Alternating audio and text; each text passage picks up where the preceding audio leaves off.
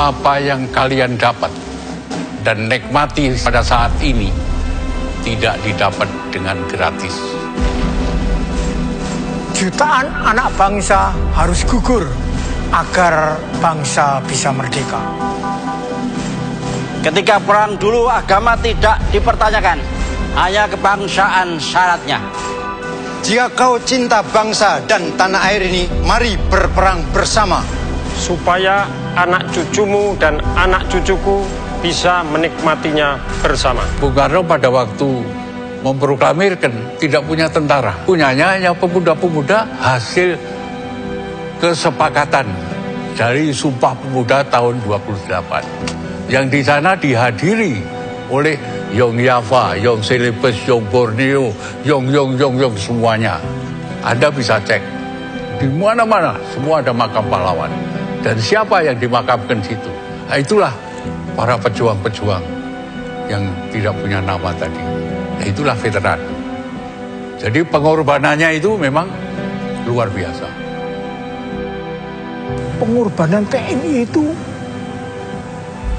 besar sekali, Pak. Dari semua golongan, dari bangsa sendiri. Dari golongan kanan, golongan kiri. Bayangkan, baru mereka mengatasi masalah PKI Muso. Ya, pada tahun 2008 pulang ke Jawa Barat, diracun mereka. Jadi TNI itu tidak mengenal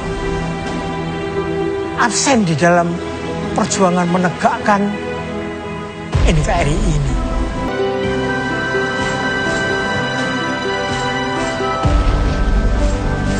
NKRI yang kami perjuangkan adalah negara kesatuan untuk semua golongan yang terlibat di dalam peperangan. Tidak ada mayoritas minoritas, pribumi, non-pribumi, tidak ada. Apapun latar belakangmu, angkat senjatamu. Kelak anak cucumu harus melakukan hal yang sama. Membela dan membangun bangsa adalah hak dan kewajiban kita bersama. Jangan kau sesatkan. Jika kau menghargai perjuangan kami, jangan jadi penyakit, tidak tahu berterima kasih. Jaga persatuan bangsa. Jaga persatuan bangsa. Jaga persatuan bangsa. Jaga persatuan bangsa. Jaga persatuan bangsa. NKRI harga mati.